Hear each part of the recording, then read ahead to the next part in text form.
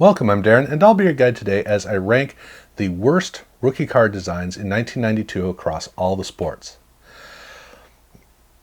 This was a great example of how 1992 is really a disappointing year in card design because it was a year that should have been better than 1991. And in some ways it was, and in some ways it wasn't. In 91, we were starting to get excited about rookie cards. And in 1992, we really didn't see very much in terms of rookie cards done to celebrate rookies. And that's a disappointment. In football, there was a lot more. They at least were really taking it seriously. But in the other sports, like in basketball, there were really only two cases where they did something that was actually distinctly different for rookies that really celebrated it. Most of the time, they would either just do a normal card for the player to say, hey, he's in the league, or they would just make a little change and call it good enough. So it's disappointing because they had so much potential to really play around and celebrate rookies, and they didn't bother to do that. So we have a list of cards overall that is, it should be a much better list. It's not a terrible list, but like here down at the bottom, we have a couple of cards that are terrible, and the rest are just a disappointment. That's really what it comes down to. So this is a lot of why couldn't they have done more? Why couldn't they have done a better job? But here we are. So to begin with, I have two honorable mentions. And originally, when I was first putting this together, I had Skybox Impact in that group. But at the end of the day, Skybox Impact is way too good of a card to allow to be associated with this list. So instead, I put NBA Hoops in here. And the reason that the 92 NBA Hoops card is on here is because it's a tale of two cards that's one card. It depends on how you approach the card. The Hoops set itself has a pretty cool design. It's a little clunky, but it's also pretty cool, where it has white border around the outside. It has a full image within there with a partial border element on the inside, a partial panel going down one side. And that panel allows the image to actually go behind it, and you feel like the image goes all the way to the edge, which it does, but it allows the picture to feel more expansive. It's a cool trick. And then when you get to the rookie cards, when you're going through the set, it replaces that banner along the side with a gold banner, and that makes the card stand out as special. It grabs your eye. It's a little bit jarring, but for the most part, it works well within the set. The way that it's all done to experience the cards in their natural setting is a very effective approach. The problem is when you pull them out of there and you isolate them, now it doesn't work because that white border around the outside, instead of disappearing like it does on the card page, here it starts to stand out. And then that gold band down the side is very powerful, and it kind of compresses the space for the image. And it creates kind of a claustrophobic quality to the image. And it ends up really doing a disservice to the card. That's really what ends up happening. So at the end of the day, the element that makes the card pretty cool in the card set hurts it in an isolated setting. And cards are supposed to have, a rookie card's supposed to have a double life. Initially, it's a whole bunch of players who you don't know how they're going to turn out, and so you can't wait. So it's just showing you all the rookies, and you're paying attention to them, and you're going to follow them down the road. That's the first role, and in that role, this card did well. Then, for those who actually succeed, these cards should stand out as a reminder of the really awesome beginning of their career. So you should be able to isolate it and pick it up and look at it and remember how awesome it was at the time. And that's where this card fails. Now, the reason I don't have it in the proper top 5 or bottom 5 is the fact that it does have kind of a cool quality to it, but it's kind of an archaic quality. It very much is a feel of 1992 kind of a quality. So instead of being a terrible card, it's a card that you do have the ability to appreciate, but you kind of got to work at it. And I know that I'm a little bit too partial to these cards, and so I really should have it on the list, but I can't quite do it because the ones on the list really do belong there. But I also have to acknowledge another card that is also a near failure. It is a success that failed to succeed. I'm going to put it that way. Pinnacle in baseball. And the 1992 baseball design is one of the great Pinnacle designs. It really is fantastic.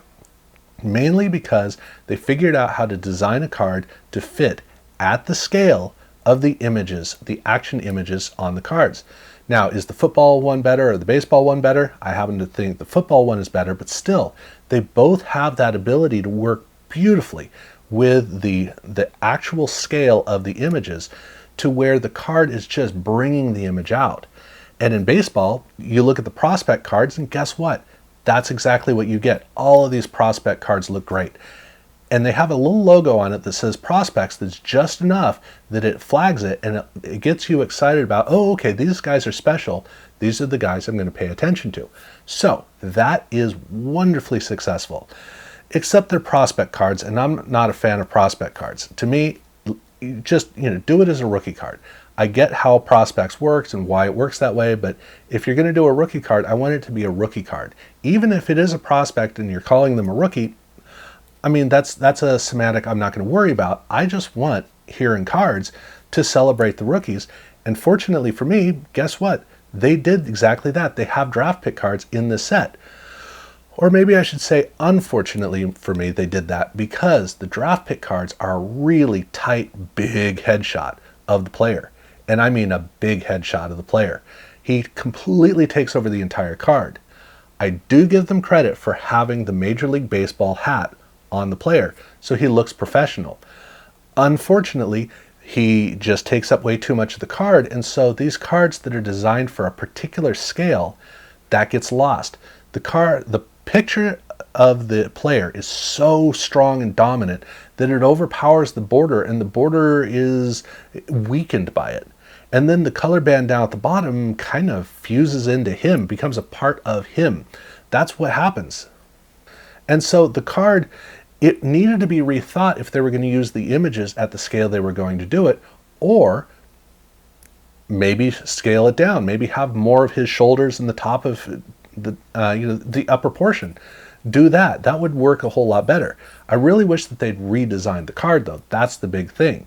All you need is to take that inner border and wrap it all the way around the outside, and it's already a lot better. But they didn't do that, and so this is a card that I'm leaving it off the list simply because it's just such a nice card, but it's also just such a failure for these cards. But the 5 that I have on the list, I'm very comfortable with them being on the list, and that starts off at number 5 with Score in football. This fails in a lot of areas, and it succeeds it half succeeds in one way. Problem number 1 is that Score had a different color theme for the borders every 110 cards, which in itself isn't necessarily a problem, except in this set I think it was definitely not a benefit. But they have the rookies in the place where they have the white border around the outside, and the white border, in order for that to work, it's not going to bring out anything in the image. The image has to do the heavy lifting all on its own. And these images don't. They're draft pick, well, they're not draft, they are college shots. And they didn't invest a lot into getting really good college shots, so that means that they just have kind of some general run-of-the-mill pictures that aren't really all that, they don't really come through very well. And Score didn't really work with these to try to bring them out either. So they just kind of let them sit there. So on top of that, the images are not well presented. They're not well printed. So they don't even have the clarity that they would need to really stand out. So already everything's kind of going in the wrong direction. And then on top of that, the card is very colorful on the inside, which is actually the only strength that the card has. In fact, the colors bring out the image, or more correctly, the colors blend with the image and they all become one big mess of stuff, and you just don't see the player. So the half good thing about the card is it actually does look pretty cool. It's just you don't see the picture, you don't see the player. That's supposed to be the whole point of the card, and it's the last thing of the card. So this card looks fun and it's great for kids, but it's not something that you're going to look at and remember that legendary, great draft class in 1992 for the NFL. So if they were going to ruin a draft class, yeah, okay, I'll grant you they chose the right year. Now going to number 4, I'm going over to baseball and going back to baseball, and I'm going with Donruss. They're rated rookies. And these cards are kind of nice. but emphasis on kinda. The reason they're kind of nice is because Donruss was the one card of the three classic baseball brands that actually decided to take it seriously and make a good looking base brand. And they made a good looking base brand, but while this looks almost kind of too fancy for a base brand, it's not fancy enough for a premium brand. Maybe 2 years before it could have worked, but in 1992, the card, it really does feel like somebody who has no capability of doing anything more than a base brand used up all their tricks and made the best possible card that they could possibly make as a base brand. It's an interesting card. The pictures often are well selected. The card quality is wonderful. There's a meticulous quality to how they actually designed the card, the detailing on, or not the detailing, but the design elements on the card. All of that goes well, so these cards actually are a little bit above average. But then you've got the rookie cards, or the rated rookie cards, and in this case, all they did was they took the same card, but they put the rated rookie logo on it. And that's the first problem with the card, is the fact that they didn't do something special. Now, you can get away with doing this if that logo stands out fairly well, like in the case of Ultra. With Ultra, they had a little gold band down there that really worked well. In this case, it's a blue text box that is not very distinct, and it's the same color as the design theme inside the border. So it runs together in it. It's not very distinctive. So instead of celebrating the rookies and grabbing your attention to say, hey, look at this guy, it's just kind of there. That's really kind of the problem that it has. I'd like to say that I'm surprised by this, but that's just what Donruss did, and this was this year's iteration of it. Very cranked out. So instead of taking the opportunity to celebrate a rookie, they just flag it as, yep, he's here. And I know that there are fans of rated rookies. I don't know why there are, but there are. So that's fine for them. But for me, I really think that this is a major, major letdown. Do something. Now that I say that, though, I'm moving on to number 3 with Score in hockey. And here, they very much did do something. They did something very special.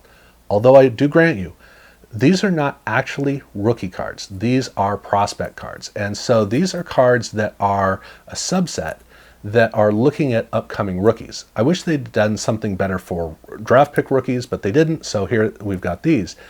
And the reason I've got these on the list all the way at 3 is because they really did try to do something different.